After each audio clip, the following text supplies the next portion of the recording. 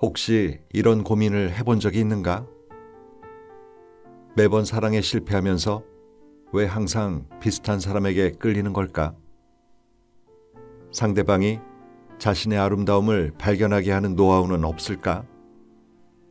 그 사람이 내 인생의 하나뿐인 사랑이라는 것을 어떻게 확인할 수 있을까? 어떻게 하면 사랑하는 사람에게 화를 내지 않도록 감정을 조절하고 의사소통을 통해서 그를 더 이해할 수 있을까?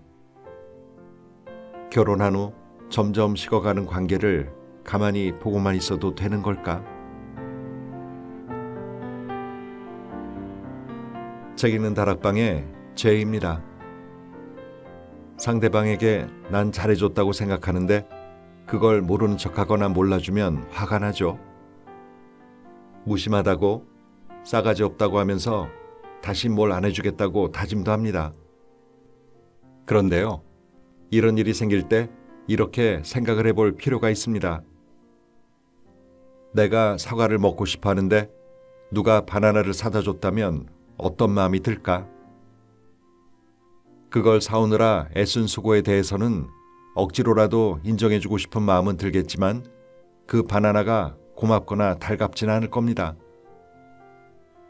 오래 만나온 사이라 해도 이처럼 노력이 헛수고가 될 때가 종종 있죠. 오늘 소개해드릴 책은 레몬 한 스푼에서 펴낸 감정과 사랑 심리학인데요. 앞서 소개한 고민들의 근본적인 원인이 무엇이고 그 해결 방법은 또 무엇인지 구체적으로 알려주고 있습니다.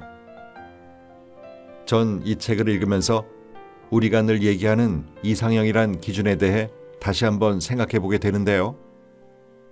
이상형이란 과연 뭘까? 이상형은 조건과 어떻게 다른 걸까? 이상형은 변하는 거 아닌가? 내가 그를 사랑한다고 판단하는 기준이 무엇이길래 처음과 다르게 그가 자꾸 변해간다고 생각하게 되는 걸까? 사랑이 변하는 걸까? 사람이 변하는 걸까? 이런 생각들을 해보게 되네요. 이런 물음에 답을 찾으려면 이런 생각에 앞서 내가 어떤 사람이고 뭘 원하는지부터 알아야 하지 않을까 싶은데요. 사과를 먹고 싶은데 바나나를 사다 주는 판국에 내가 사과를 먹고 싶긴 한 건가 하는 의심마저 든다면 뭘 해줘도 만족하기란 어려운 일일 테니까요. 또 남자와 여자의 차이는 분명히 존재한다는 것, 그리고 그것을 충분히 이해하고 인정하는 것도 편안한 관계를 위해 꼭 필요한 게 아닐까 싶네요. 이 책은 레몬 심리라는 중국의 심리상담 플랫폼에서 500만 명 이상의 상담 사례 가운데 연애, 사랑, 결혼 생활을 주제로 정리한 내용을 담았는데요. 이 내용 중에는 이건 내 이야기인데 하는 사례들이 있을지도 모르겠습니다. 그럼 책에 실린 글 몇 편을 골라 소개해드리겠습니다.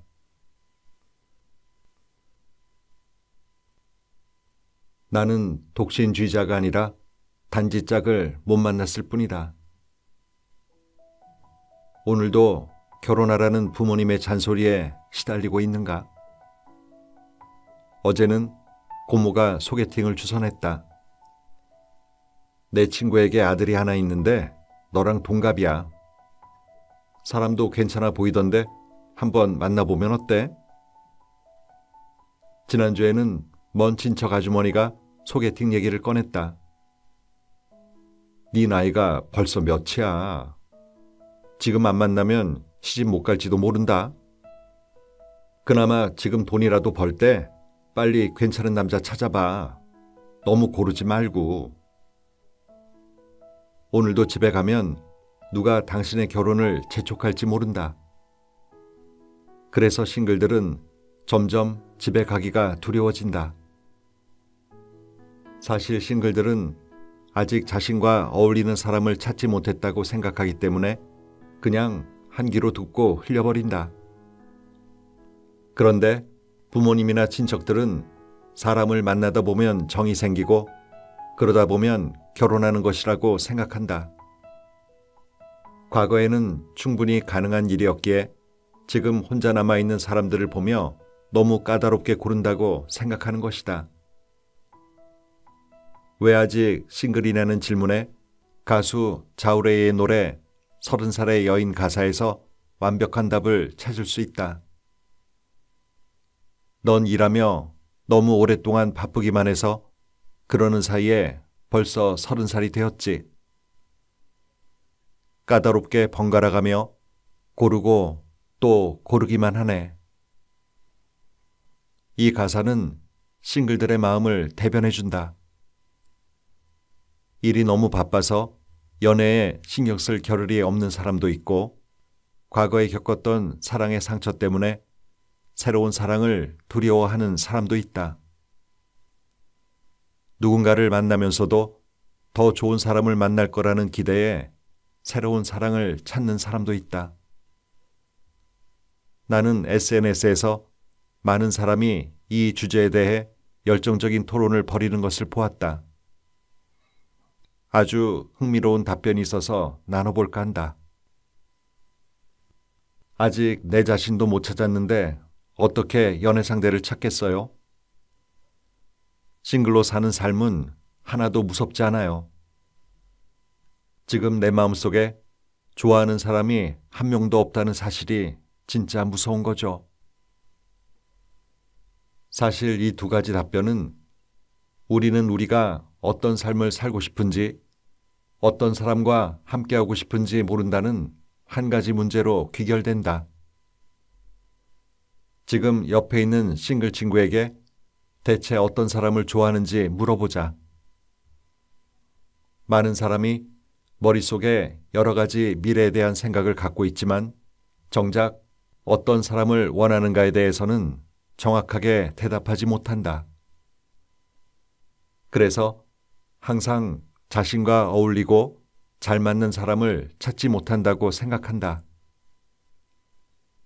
연애란 사실 나를 사랑하는 것과 같다는 말이 있다.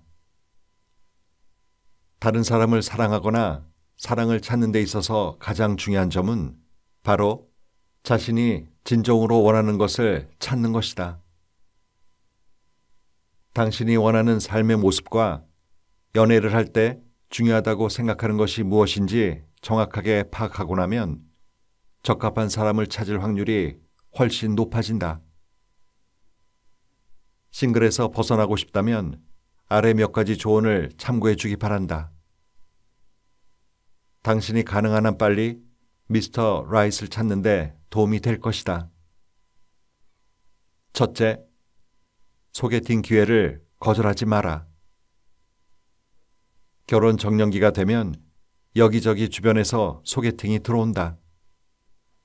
비록 소개팅이라는 방식을 싫어하더라도 이것이 이성을 가장 빨리 인식하는 방법 중 하나라는 사실은 결코 부인할 수 없기에 순순히 응하길 바란다.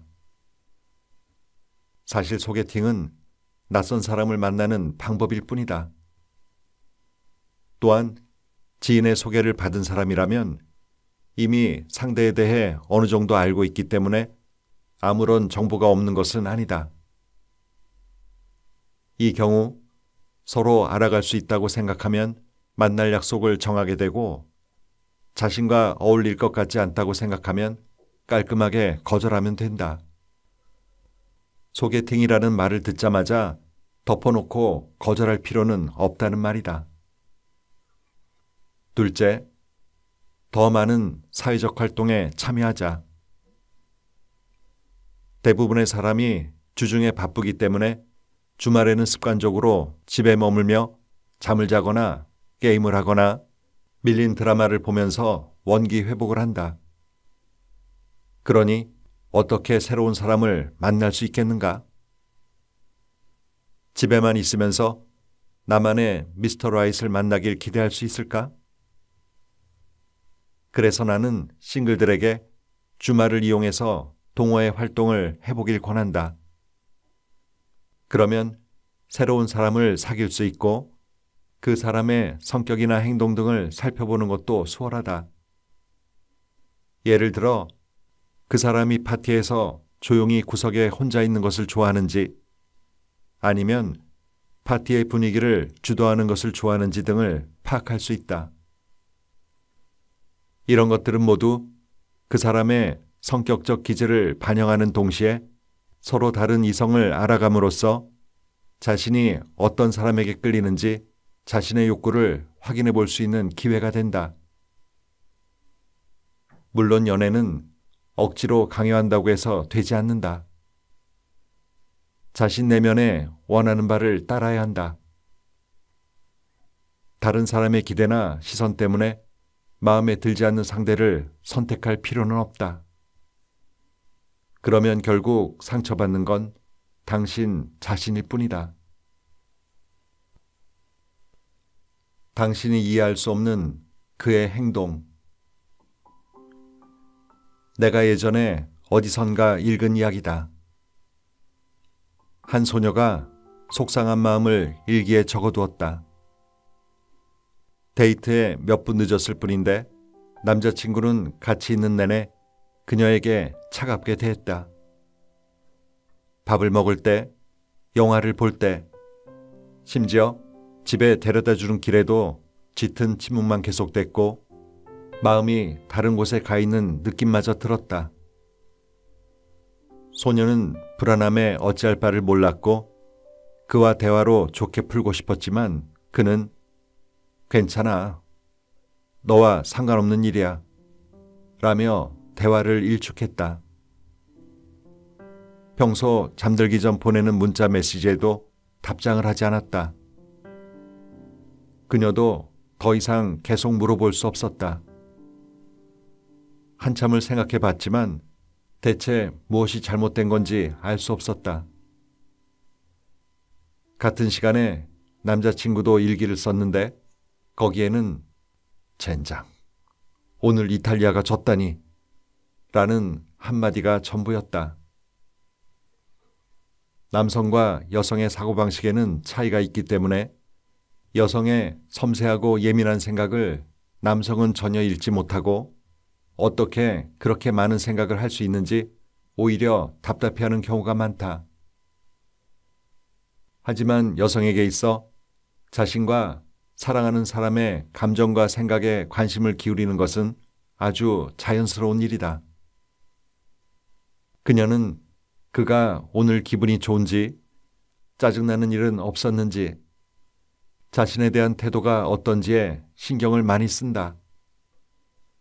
또 혹시라도 자기가 그를 귀찮게 하지 않았는지, 그가 하는 일이나 행동이 미래의 두 사람의 관계에 어떤 영향을 미칠지 등을 생각하고 고민한다. 그러나 삶은 혼자만의 원맨쇼가 아니다. 당신은 계속 생각하고 고민하는데 상대방은 전혀 이해하지 못하고 귀찮아한다면 그래도 상관없다고 생각하는가?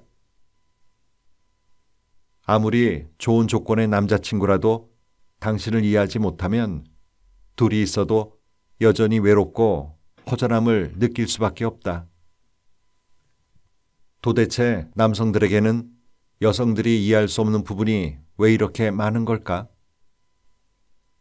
그래서 나는 우리 주변에서 흔히 볼 수 있는 당신이 이해하지 못하는 남성에 대한 것에 대해 이야기해 보려고 한다. 첫째, 남성들은 왜 설교를 좋아할까? 무슨 일이든 항상 설교를 늘어놓는 남편이 마음에 안 든다며 많은 여성들이 불평을 늘어놓는다. 남편들, 대부분의 남성은 여성이 무슨 일에 대해 말하든 어떤 대답을 원하든지 상관없이 오로지 그 일에 대한 조언과 해결 방법만 제시해 주려고 한다. 회사에서 있었던 사소한 일이나 짜증나는 상사 뒷담화로 감정을 풀어보려고 하면 그 상황에서 어떻게 해야 하는지, 어떻게 말해야 하는지 등 조목조목 따져서 알려주는 통에 오히려 기분이 더 나빠지는 경우가 많다. 이 같은 결과가 나타나는 이유는 두 가지다. 첫 번째 이유는 진화 심리학적으로 봤을 때 예나 지금이나 문제 해결은 남성이 가진 강점이기 때문에 남성들은 다른 사람에게 이 능력을 과시하고 보여주기를 좋아하는 것이다. 두 번째 이유는 남녀의 사고방식에 차이가 있기 때문인데 대부분의 여성이 남성에게 이런저런 이야기를 하는 주요 목적은 단순한 하소연일 때가 많다. 그녀들이 원하는 것은 무뚝뚝한 대답이나 해결책이 아니라 상대방의 따뜻한 위로와 이해가 전부다. 하지만 남성들은 자신에게 문제를 이야기하는 이유가 도움을 받기 위해서라고 생각하기 때문에 어떻게든 문제의 해결 방법을 알려주려고 한다. 이것은 아내에 대한 사랑과 관심의 표현인데 아내는 남편의 잦은 설교가 그저 자신의 말을 듣고 싶지 않아서 그런 거라고 오해하곤 한다. 이것은 아마도 남녀 간에 가장 풀기 어려운 오해 중 하나일 것이다. 둘째, 남성들은 왜 쇼핑을 좋아하지 않을까? 여성에게 쇼핑은 일종의 스트레스 해소법이다. 기분 나쁜 일이 생기면 친구 몇 명을 불러 함께 식사하고 쇼핑을 하면 금방 기분이 나아진다. 반면에 남성에게 쇼핑은 큰 스트레스다. 진화 심리학적으로 보면 원시시대 남성은 모두 사냥을 했기 때문에 시선을 목표물에 직접 조준하는 능력이 발달해 있다. 그런데 쇼핑을 할 때는 시선이 사람과 물건 사이를 쉴 새 없이 이동하며 분산되어 목표물을 정확히 조준하기가 힘들어지기 때문에 불편함을 느끼기 쉽다. 남성은 목적 없이 쇼핑하는 것보다 구매해야 하는 물건이 확실히 정해져 있는 신속한 쇼핑을 선호한다. 가능하기만 하다면 남성은 영원히 쇼핑몰에 가지 않기를 바랄지도 모른다. 또한 여성과 남성은 쇼핑의 목적부터 다르다. 쇼핑은 여성들이 여유를 즐기는 방법의 하나로 설사 구매한 물건이 없어 빈손으로 돌아간다 하더라도 매우 보람찬 하루였다고 생각할 것이다. 그런데 남성은 필요한 물건을 사는 게 쇼핑의 주요 목적이기 때문에 뚜렷한 구매 물건 없이 빈손으로 돌아간다면 그날 하루를 버렸다고 생각할 것이다. 그래서 남성은 여성이 온종일 쇼핑몰에 있었는데 아무것도 못 샀다고 하면 깜짝 놀란다. 셋째, 남성들은 왜 상대방을 짜증나게 하는 나쁜 습관을 가지고 있을까? 어느 나라를 가든 여성들은 남성들의 체취와 비위생적인 습관 때문에 하나같이 열을 올리며 불만을 터뜨린다. 하지만 솔직히 말해서 남성이든 여성이든 나쁜 습관은 누구나 가지고 있다. 단지 남성이 세세한 부분까지 신경 쓰지 못하는 것뿐이다. 남성은 여성이 가진 나쁜 습관을 더 쉽게 받아들이고 용인하지만 세세한 부분까지 신경 쓰는 여성의 입장에서는 남성의 이런 습관들이 쉽게 받아들여지지 않아 반드시 고쳐야 한다고 생각한다. 남성들에게 방귀를 뀌거나 트림을 하는 일은 지극히 생리적인 일이고 누구나 할 수 있는 일이기 때문에 그렇게 비위생적인 행동이라고 여기지 않는다. 게다가 남성들은 집에서 최대한 편안하게 있어야 한다고 생각해서 옷을 걸치고 있지 않은 경우가 많은데 그들은 집에서 마음대로 편안하게 있지 않으면 집에 있는 게 무슨 의미가 있냐고 반문하기도 한다. 넷째, 남성들은 왜 여성의 의견을 듣기 싫어할까? 남성은 의견을 제시하는 것은 좋아하지만 다른 사람의 의견, 특히 여성의 의견을 듣는 것은 별로 좋아하지 않는다.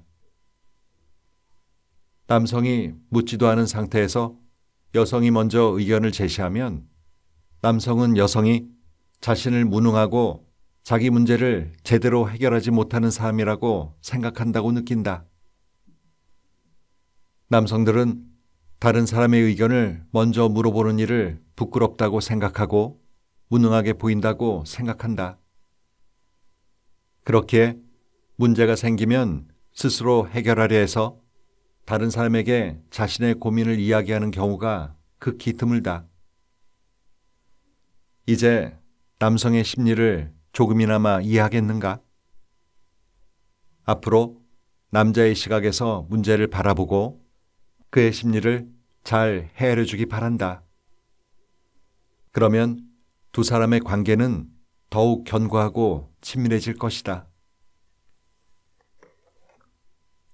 혼자 있고 싶을 때 많은 커플이 갈등이 생기면 바로 냉전에 돌입해서 문제를 해결하려고 한다.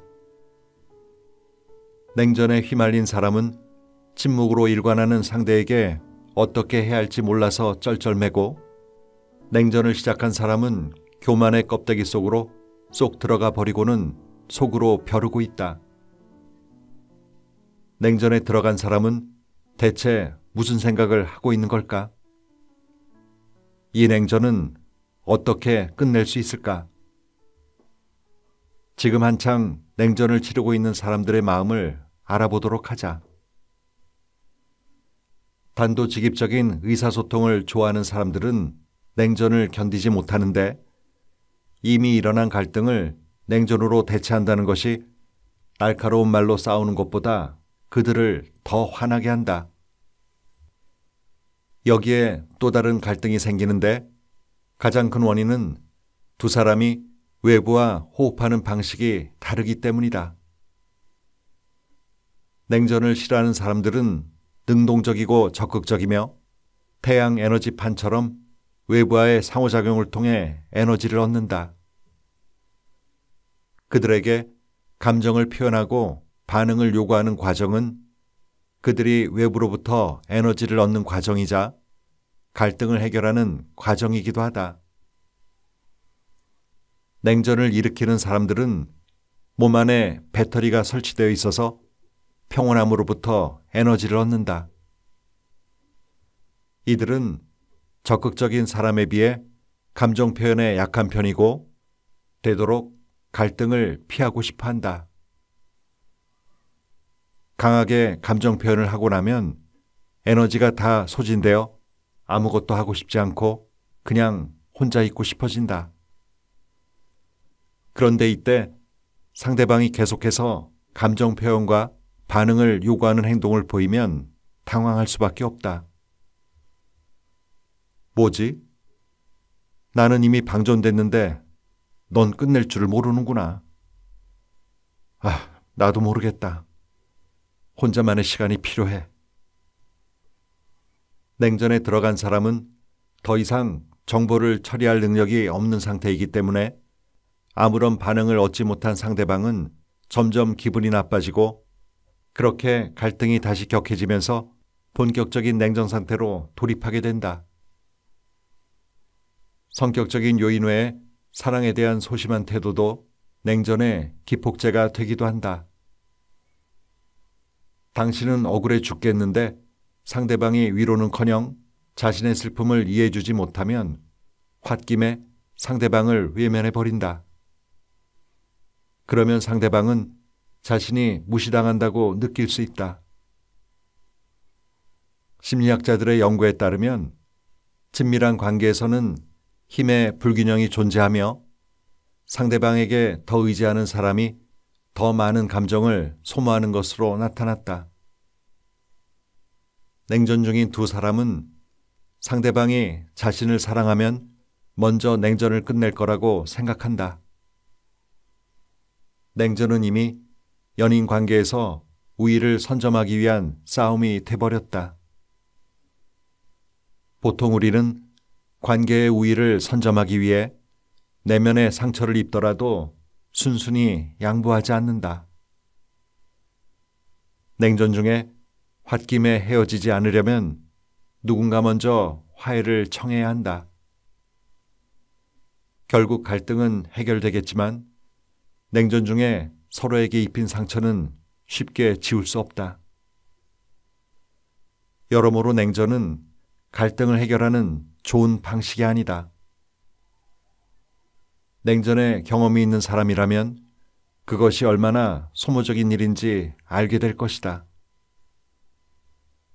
마음 한구석에 자리 잡은 분노와 실망, 상대방이 반응해 주길 기대하는 초조함을 혼자 사귀는 것은 마음과 몸을 극도로 지치게 한다. 무엇보다 잦은 냉전은 상대방으로 하여금 당신과 함께하는 일이 너무 힘들고 차라리 헤어지는 게 낫다는 생각을 하게 한다. 성격적 차이를 차가운 폭력의 구실로 삼을 수는 없다. 정말 관계를 유지하고 싶다면 반드시 적극적인 의사소통이 뒤따라야 한다. 이것은 성숙한 사람이 가져야 하는 태도이다. 냉전으로 서로의 감정을 소모하기보다 두 사람이 적극적으로 소통하고 대화하는 것이야말로 갈등에 대처하는 최선의 선택일 것이다. 백만장자와 결혼하면 행복할까? 일과 가정, 두 마리 토끼를 잡을 수 없다고 하소연하는 여성들이 점점 늘어나고 있다. 그들은 결국 가정을 위해 마지못해 일을 포기하고 전업주부의 길을 선택한다. 하지만 이후로도 많은 문제가 끊임없이 일어난다. 가정에 필요한 재정을 모두 남성에게 의존한다면 여성의 발언권은 사라지고 남성에게 우월감을 더 심어주게 된다.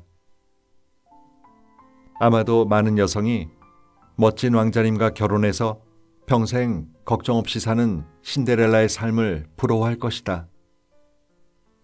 하지만 이들은 과연 진정으로 행복한 삶을 살았을까? 꼭 그렇지만은 않다. 재벌가로 시집간 많은 신데렐라는 모두 전업주부로 남편의 능력에만 의존하며 살아간다. 거기다가 시댁과 친정의 경제적 차이를 실감하면서 자연스럽게 열등감을 느끼게 되고 남편이 자신보다 잘났다는 생각에 남편의 말이라면 무조건 순종하게 된다. 간혹 남편이 바람을 피워도 혼자 살 수 있는 능력을 상실했기 때문에 묵묵히 참을 수밖에 없고 그에게 따질 엄두도 내지 못한다. 이 때문에 여성은 돈을 많이 벌지 않더라도 돈 버는 능력을 잃어서는 안 되며 다른 사람의 삶에 기대 살아가는 건 더더욱 안 된다. 일은 당신의 삶을 풍요롭게 만들고 힘들지만 그만큼 열심히 일해서 번 돈은 당신에게 만족감을 선사할 것이다. 당신이 모든 재정을 남편에게 의존하고 그를 삶의 전부로 여긴다면 처음에는 남편도 행복해하겠지만 시간이 지나면 점점 지겹고 귀찮아질 수밖에 없고 결국 더 이상 당신을 중요하게 생각하지 않게 된다. 이럴 때 당신은 어떻게 해야 할까? 현실 속 많은 여성의 비극은 여기서부터 시작된다는 사실을 명심하기 바란다. 경제적 독립 외에도 정신적인 독립이 필요하다. 여성은 가정이라는 좁은 공간에 국한되지 않고 자신의 직업과 친구를 가져야 한다. 여성도 자신의 독립적인 인격이 있어야 하고 자기 일은 스스로 처리할 수 있어야 한다. 남성의 의견을 참고하되 무조건 따를 필요는 없다.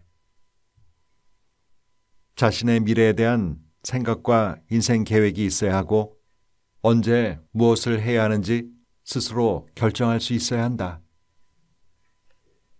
혹시 남편을 위해 과거의 모든 것을 포기하고 자신의 독립적인 인격도 포기한 채 그의 부속품이 되었다면 근본적으로 자신을 포기하고 남편이나 사랑을 최우선으로 두었다면 자신을 영영 잃게 된다. 나는 결혼했으니 내 인생에서 가장 큰 일을 해낸 거야. 그가 알아서 날 먹여 살려줄 테니 난 더 이상 열심히 일할 필요가 없어. 아직도 많은 여성이 이런 잘못된 생각을 가지고 있을지 모른다. 이것은 정말 어리석고 잘못된 생각이다. 자신을 향상시킬 수 있는 방법을 모색하고 항상 자신의 능력을 갱신해 나가야 한다. 이전에 배웠던 것을 잊어버리지 않고 더 유용하게 사용할 수 있어야 한다. 평소 흥미를 가졌던 것이 있다면 틈틈이 배우면서 자신감을 향상시키는 것도 좋다. 친구와의 교제나 독서, 강연 등을 통해 자신의 내면을 끊임없이 채워나가도록 한다. 끊임없이 자신을 새롭게 하는 여성은 가정 내 갈등이 생겼을 때도 무기력하지 않고 자신을 잃지 않으며 쉽게 타협하지 않을 뿐더러 자신을 불행하게 만들지 않는다. 그들은 일어나면 안 될 일은 피하고 자신의 진정한 행복을 추구하는 더욱 이성적인 해결책을 찾을 수 있다. 실상은 그렇지 않은데 그럴듯하게 꾸미는 거짓 태도나 모양새를 두고 척한다고 하죠. 남녀 사이에는 종종 이 척을 하게 되는데요. 보통은 자신의 부족을 포장하기 위해 하다 보니 좀 부정적인 뉘앙스가 많죠. 예쁜 척, 잘난 척, 있는 척, 아는 척. 하지만 이런 척 중에도 좋은 것도 있는 것 같아요. 바로 모르는 척이 아닐까요? 내가 모르는 줄 알지? 다 알아. 하지만 내가 이번엔 넘어가 준다. 이처럼 모르는 척을 해주겠다는 건 상대에 대한 배려와 용서가 있는 거죠. 재미있는 건 그가 모르는 척하고 있다는 걸 웬만하면 상대도 알고 있는 경우가 많다는 겁니다. 그래서 그 관계가 더 좋아지는 계기가 되기도 하고요. 문제는 웬만하지 않은 사람들인데요. 이런 분들은 들키지 않으려고 애쓰지 말고 들켜서 문제가 될 일을 만들지 않는 편이 낫지 않을까요? 오늘도 좋은 하루 보내세요.